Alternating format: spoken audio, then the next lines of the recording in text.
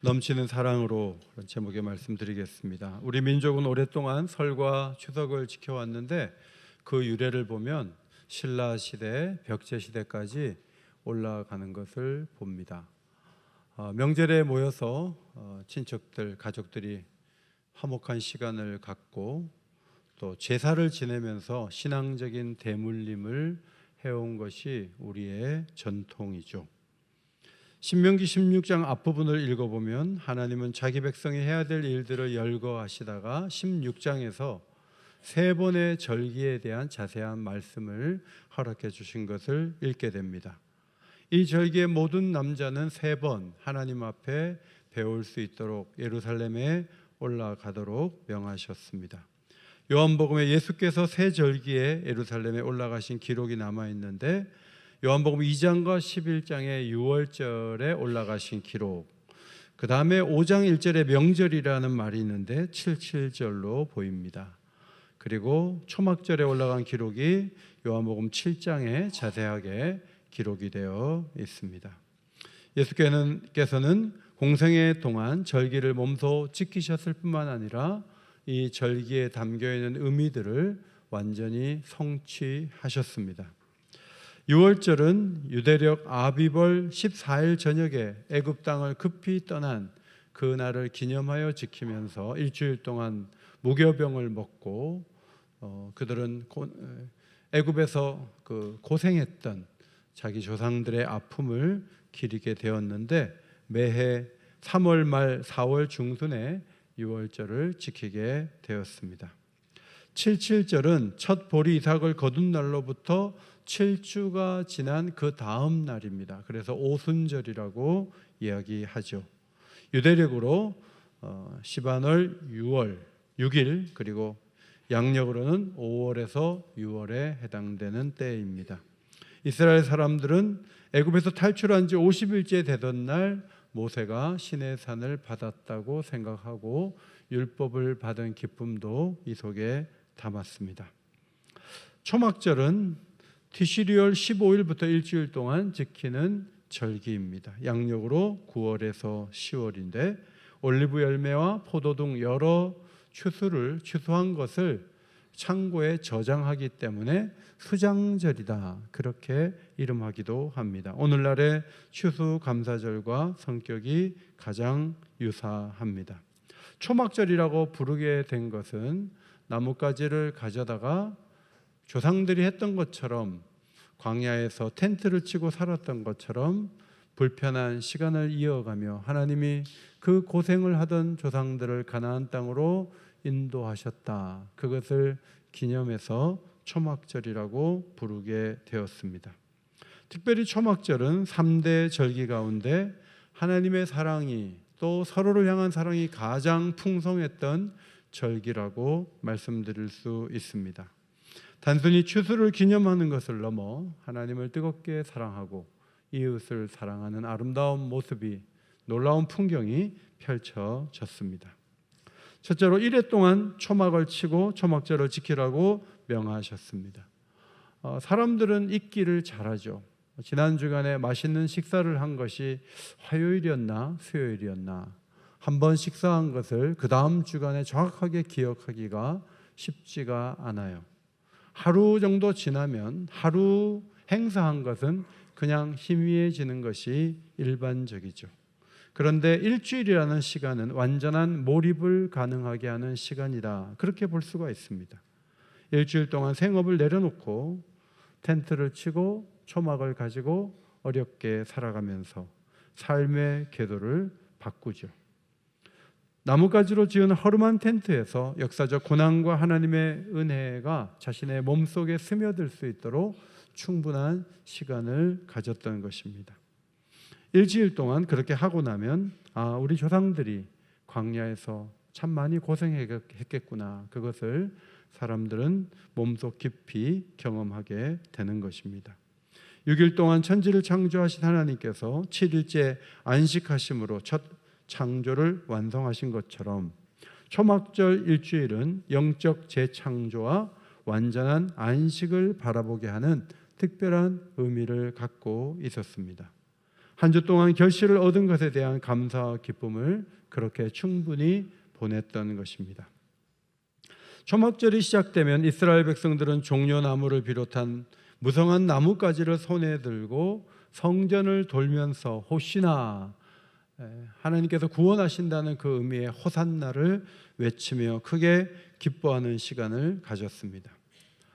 이 초막절의 이 행사를 염두에 두고 요한계시록 7장 9절 이하에 보면, 이 일 후에 내가 보니 각 나라와 족속과 백성과 방언에서 아무도 능히 셀 수 없는 큰 무리가 나와 흰 옷을 입고 그 다음 손에 종려 가지를 들고 보좌와 어린 양 앞에 서서 큰 소리로 외쳐 이르되 구원하심이 보좌에 앉으신 우리 하나님과 어린 양에게 있도다. 초막절의 모습을 천국에서 펼쳐졌다는 것을 사도 요한이 보고 이 부분을 기록하면서 15절 이하에 이렇게 적었습니다. 앞에 보시고 같이 읽겠습니다. 시작. 그러므로 그들이 하나님의 보좌 앞에 있고 또 그의 성전에서 밤낮 하나님을 섬기매 보좌에 앉으신 이가 그들 위에 장막을 치시리니 그들이 다시는 줄이지도 아니하며 목마르지도 아니하고 해나 아무 뜨거운 기운에 상하지도 아니하리니. 광야의 거친 바람을 막아주던 텐트 생활을 했고 초막절을 지키며 나뭇가지를 꺾어와서 그 안에서 일주일 동안 불편하게 살았는데, 그 초막절에 궁극적으로 이루어질 미래는 천국에서 펼쳐지는데 하나님이 갑자기 텐트를 치신다는 거예요. 여러분, 천국은 콘크리트로 견고하게 집을 지어서 우리가 들어와도 시원치 않은데 하나님은 장막을 치신다는 거예요. 이것은 초막절이 이루어진다는 소중한 표현이에요. 그 속에서 다시는 줄이지도 목마르지도 해나 아무 뜨거운 기운에 상하지도 않는 놀라운 안전함과 보급과 은총이 그때 우리에게 이루어질 것이라고 사도 요한은 기록했습니다. 하나님 백성들은 초막절에 모여서 하나님을 높이고 궁극적으로는 천국에서 눈물도 슬픔도 없이 영원히 누리게 될 천국의 리허설을 이어갔던 것입니다. 7일간 풍성한 기쁨을 누리며 다시 거친 일상으로 돌아가지만 언젠가 하나님께서 천국으로 우리를 이끄셔서 영원히 안전하고 가장 편하고 좋은 곳으로, 하나님을 예배하는 곳으로 우리를 인도하실 거야, 그런 마음을 다잡고 헤어지게 됐던 것이죠. 두 번째로, 가족과 소외된 이웃과 함께 즐거워하는 명절이 초막절이었습니다. 혼자만 풍요를 누리지 말고 소외되고 어려운 사람들을 불러서 함께 식사하라는 거죠. 14절 말씀입니다. 앞에 보시고 읽겠습니다. 시작. 절기를 지킬 때에는 너와 내 자녀와 노비와 내 성중에 거주하는 레위인과 객과 과부와 과부와 함께 즐거워하되, 당시에 경제적인 능력이 없던 많은 사람들을 불러서 그들과 함께 식사를 나누며 즐거워하는 시간을 가지라고 말씀하셨습니다. 창고에 양식을 가득히 채우면서 야, 이제는 먹고 살만하다, 한 2년치는 거둔 것 같은데, 이런 마음을 접고 일부를 풀어서 이것이 너의 노력으로만 된 것이 아니라 하나님의 선물로 채워진 것을 고백하면서 연약하고 힘든 사람을 불러다가 잔치를 벌여라, 이것이 하나님의 명령이었습니다. 사실 추수를 하고 나면 내가 땀 흘며 이만큼 거뒀어, 이제 당분간은 먹고 살 걱정이 없겠네, 이런 안도감을 갖게 되는 거죠. 그러나 하나님은 손을 펴서 소외된 이웃들과 나누면서 값없이 받았으니 이웃에게 값없이 나누라 하는 명령을 주신 것입니다. 말씀에 언급된 레위인이나 객과 노비 그리고 고아와 과부는 그저 자신의 소유가 없고 생존 능력이 거의 없었던 그런 사회적 약자들이었습니다. 이들은 명절이 오면 더 심한 박탈감과 소외감을 느꼈겠지만 하나님께서는 이들을 풍요로운 축제의 자리로 인도하라고 하시면서 이 축제가 모두의 기쁨이 되도록 하나님은 초막절을 설계하셨습니다. 예수님께서 이 땅에 오셨을 때 세리들을 가까이 하셨어요. 창기라고 해서 멀리하지 않았어요. 귀신이 들려서 거라사에서 소리 지는 사람을 배를 타고 가서 직접 만나 주셨어요. 예수님께서 어렵고 외로운 사람들, 정말 도움이 필요한 사람들, 문둥병자들을 손을 대서 그들을 깨끗하게 하신 적도 있어요. 예수님이 그저 약자를 사랑하셨다 그렇게만 보지 말고 초막절에 하나님이 이루시려고 하는 귀한 뜻을 공생애 내내 예수님은 실천하시면서 초막절의 정신을 따라 사회를 더 따뜻하게 만드셨다, 그렇게 해석하는 것이 좋겠습니다. 이 명절은 빈부의 격차, 신분의 높고 낮음, 민족의 경계가 다 사라졌던 거죠. 가장 낮고 소외된 자들의 빈 곳을 채워줌으로 진정한 안식과 평등을 가능하게 했어요. 성경의 거룩한 공이라는 이 단어, 공이라는 체다카라는 단어는 그저 올바르고 질서 있게 올곧게 그런 의미가 아니에요.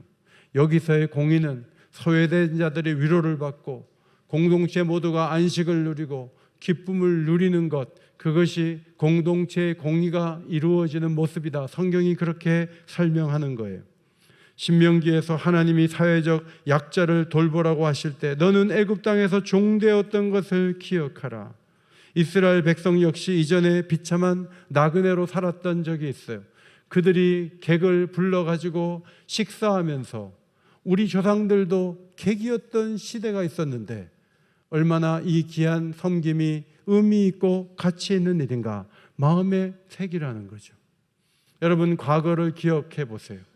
과거에 지금만큼 살지 않았어요. 어제도 제 아내하고 딸이 얘기하는 걸 이렇게 들어보니까 청운 아파트에서 5 식구였어요. 거기서 같이 생활했던 얘기를 하면서 그때 자바라를 할 때 김양수 장로님이 오셔갖고 자바라를 부엌으로 내려가는 데도 해주시고 작은 방도 해주시고 어제 그런 얘기를 나누면서 하나님이 그 어렵고 힘겨운 시간들을 살아왔지만 그때 전혀 불행하지 않았고 그때 하나님의 은총 가운데 우리가 살아왔는데 여기까지 하나님이 인도하셨으니 얼마나 감사한 일인가. 모녀가 얘기하면서 눈물을 흘리는 거예요.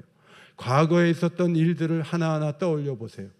그것을 통해서 오늘 우리가 받은 축복이 얼마나 큰 것인가를 기억할 수 있고 과거에 어려웠던 그런 모습으로 살아가는 이웃들에게 다가서고 그들을 축복하고 그들을 환대할 때 우리에게 주시는 하나님의 선물은 큰 기쁨이라고 할 수 있습니다. 3번째로 하나님께 드려야 될 제물이 얼마나 많은지 몰라요. 여러 절기 가운데 가장 많은 제물을 드렸던 때가 이 바로 초막절이었어요. 민수기 29장을 읽어보니까 제물의 양이 많기가 모든 제사를 능가했습니다. 학자들이 여러분도 집에 가서 세보면 돼요. 제물의 숫자가 215마리라는 거예요. 7월 15일부터 22일까지 여호와를 기쁘게 하는 제물을 계속 갖다 바쳤어요. 매일 일주일 동안 수송아지 13마리, 순양 2마리, 1년 된 순양 14마리, 수염소 1마리를 매일 바쳤는데 이상한 것은 수염소는 첫날은 13마리를 바쳤지만 둘째 날은 12마리, 셋째 날은 11마리, 이렇게 해서 1마리씩 줄여가다가 마지막 7째 날 7마리를 바치도록 하나님이 명하셨어요.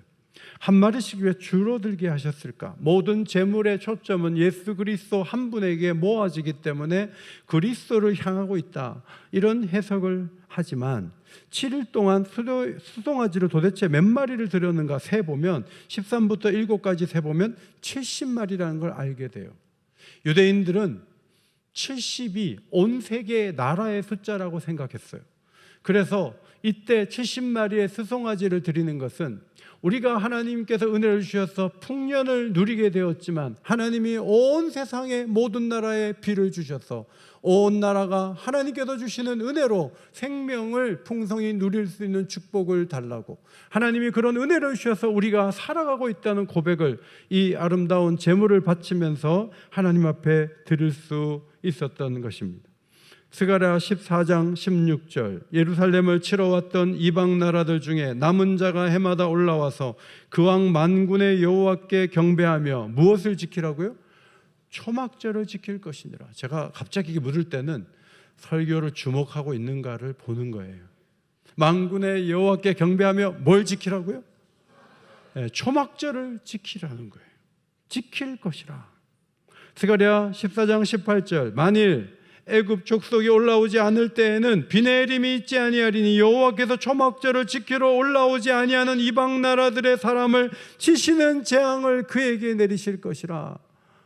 애굽 족속이 나일강 의지에서 살면서 비가 안 와도 넉넉하게 살아갈 수 있다고 자신하는 교만한 애굽이 하나님 앞에 경배하는 초막절을 지키지 않을 경우에는 비를 끊고 강을 마르게 해서 그들이 재앙 가운데 머물도록 하겠다, 하나님께서 말씀하셨어요.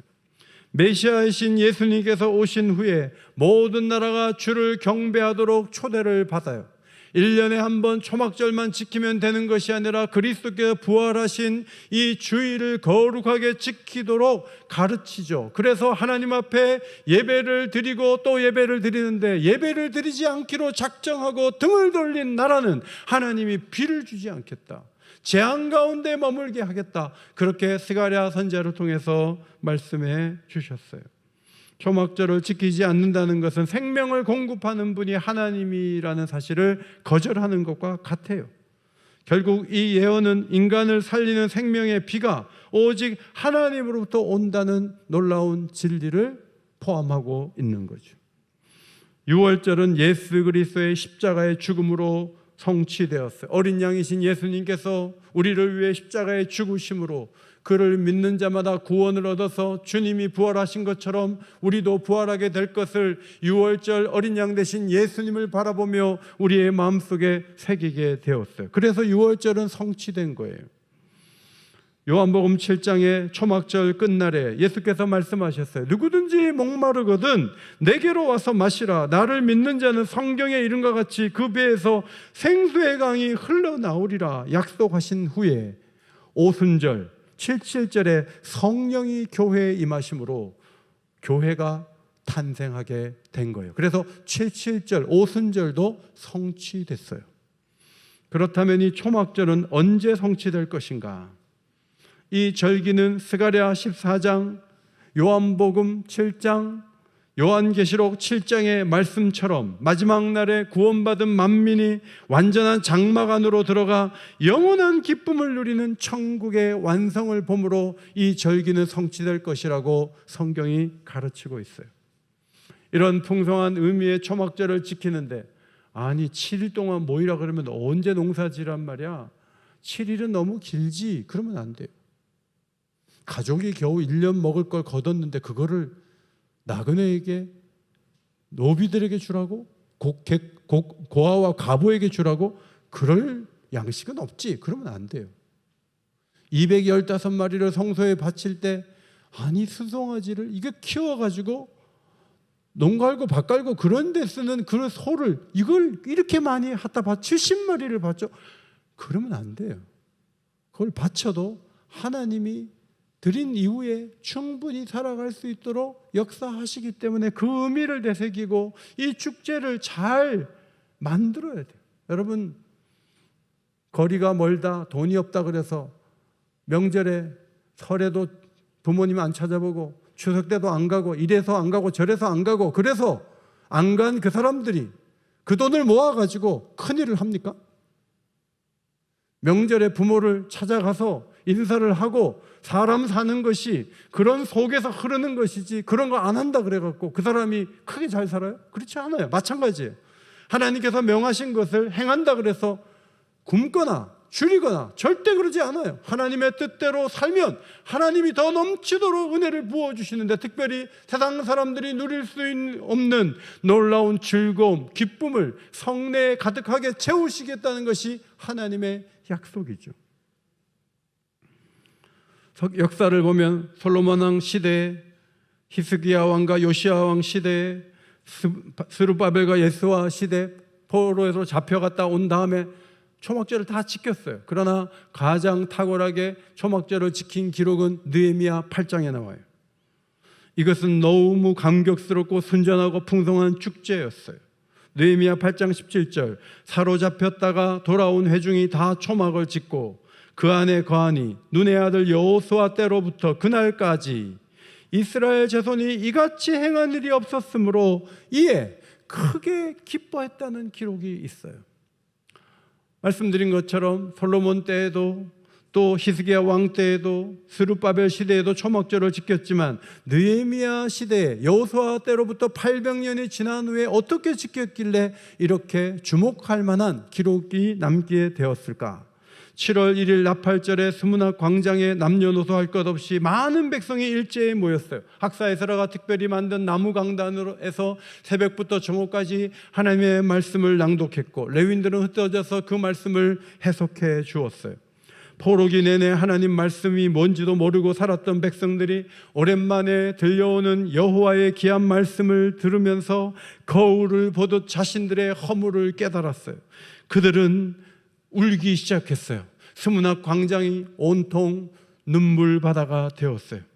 이때 느헤미야와 에스라가 사람들을 달래며 영적으로 지금은 슬퍼하는 날이 아니라 즐거워하는 날이라고 얘기했어요. 말씀을 깨달은 그 감격이 초막절 축제로 이어지는 불씨가 되었습니다.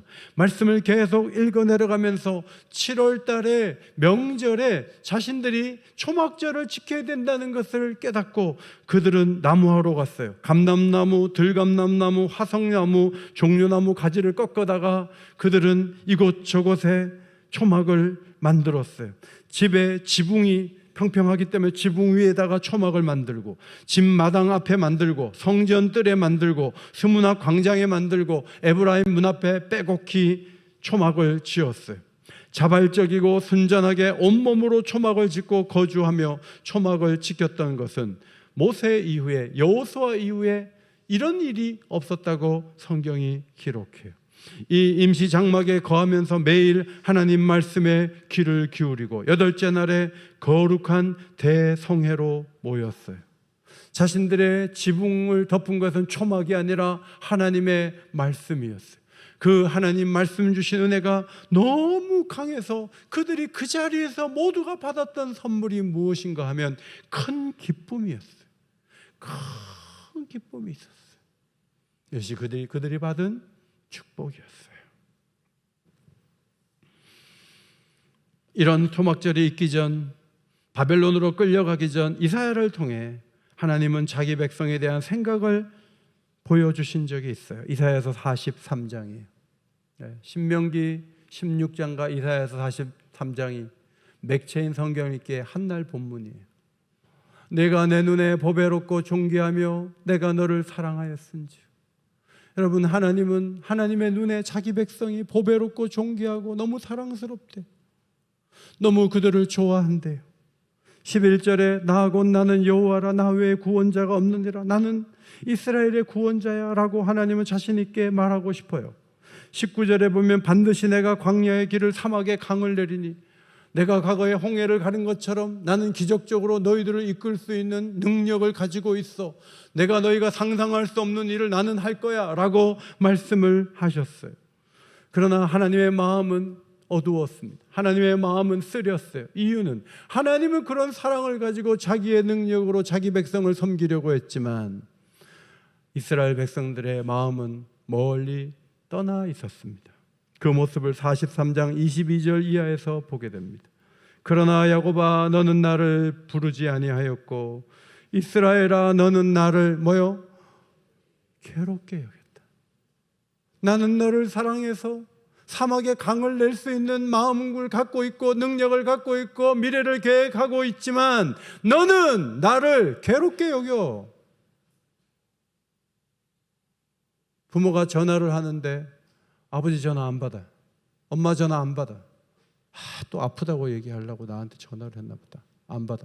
만약에 부모를 괴롭게 여긴다면, 부모가 그걸 안다면 얼마나 가슴이 아프겠어요. 이스라엘 백성들은 하나님을 괴로워했어요. 하나님 몇 가지 근거를 얘기해요. 첫째, 나는 재물로 말미암아 너를 수고롭게 한 적이 없는데 너희들은 너무 수고롭다고 하는구나. 하나님은 가난한 사람들이 있다면 비둘기를 잡아서 바칠 정도로, 하나님은 어려운 사람들까지 고려하면서 하나님께서 재물을 바치라고 말하지만 늘 이 재물은 부담이 돼요. 그래서 좋은 것을 바치기보다는 병든 것, 저는 것 갖다 바쳐요. 그래서 수고롭게 했다고 생각을 하는 걸 하나님이 그것을 읽고 있었어요. 하나님은 유향으로 말미암아 너를 괴롭게 하지 아니하였다고 했어요. 소제를 바칠 때 곡식의 제물과 함께 기름을 섞고 그 다음에 유향을 태워서 같이 이것을 바치게 되어 있는 거예요. 태워서. 그런데 이 유향을 바치는 것을 그걸 괴로움을 주려고 그렇게 하라고 한 게 아니에요. 그런데 유향을 준비한 거 싫은 거예요.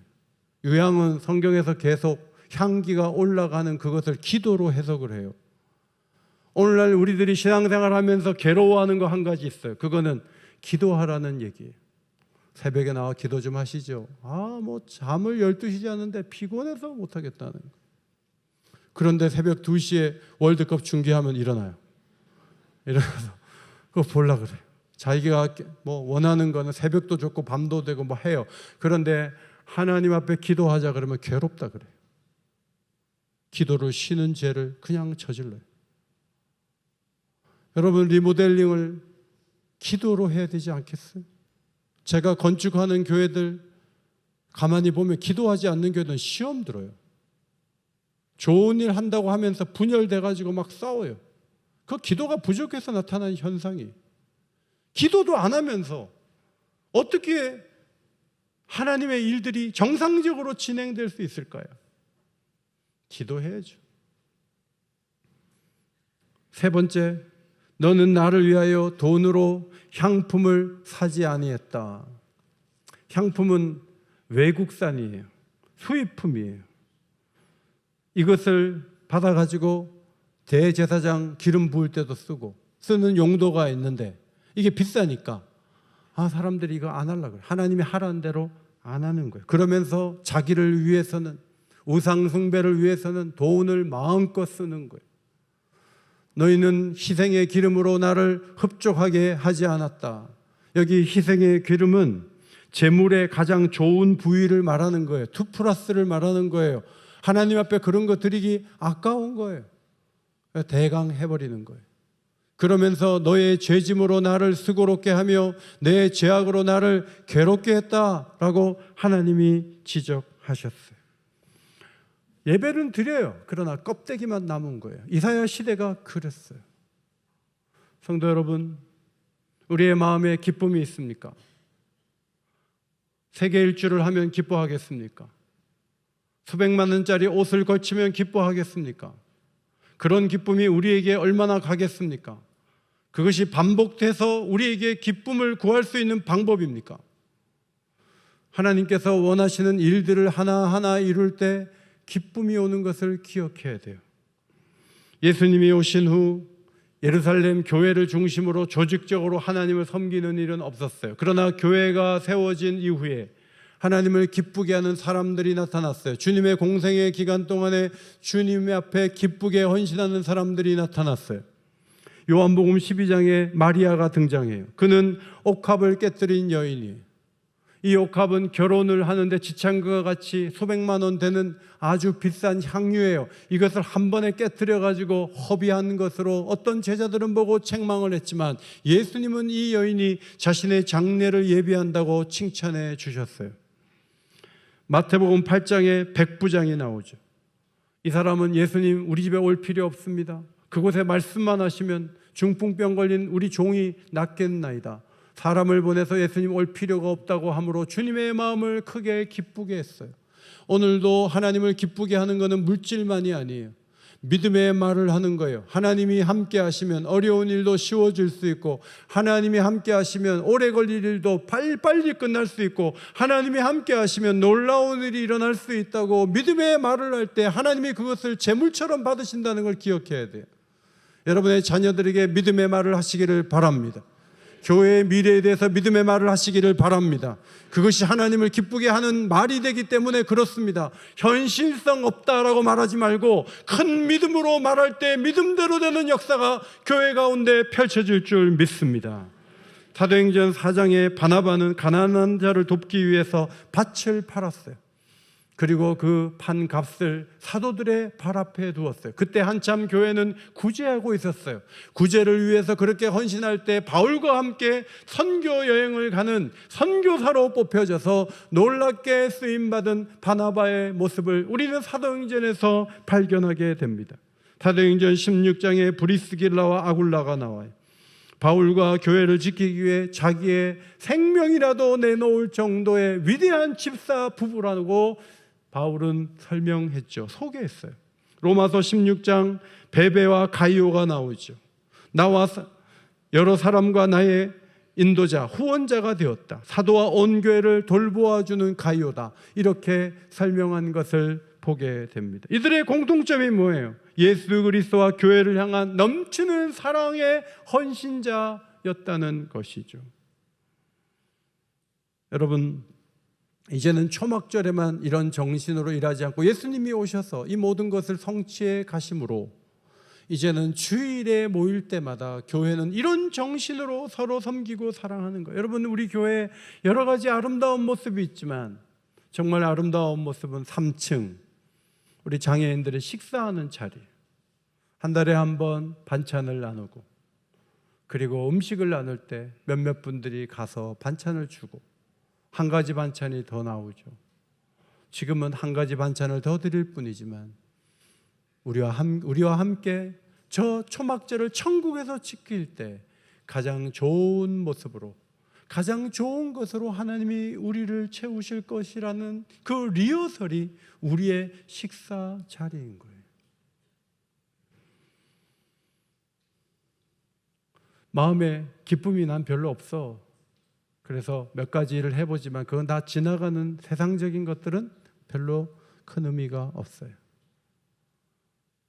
기쁨이 있어야죠.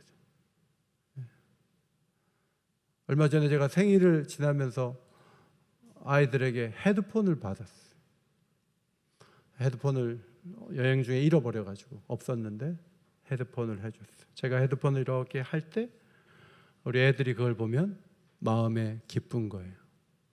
돈이 얼마가 없어졌다가 아니고 우리 아버지가 우리가 해준 헤드폰을 가지고 음악을 듣고 있네. 그걸 보면서 마음에 기쁨이 있는 거예요. 뭔가 기쁨은 그런 거예요. 앞에 강단원화를 유족들이 해주셨는데 사실 유족들은 예배 시간에 우리보다 더 큰 은혜를 받는 것은 계속 이 꽃을 보고 있어요. 자신이 드리는 이 꽃이 드려진 이 상태에서 예배를 드릴 때 거기에 기쁨이 있는 거예요. 물질을 너무 엄하게 생각하는 사람들은 이런 거 다 헌금하면 그 돈이 1년이면 돈이 얼마인데 이렇게 생각하지만 그런 식으로 교회 일을 하면 안 돼요. 교회 일은 헌신이 모아지고 헌신이 꽃을 피우면서 기쁨이 찾아오는 게 교회 일이라는 걸 기억해야 돼요.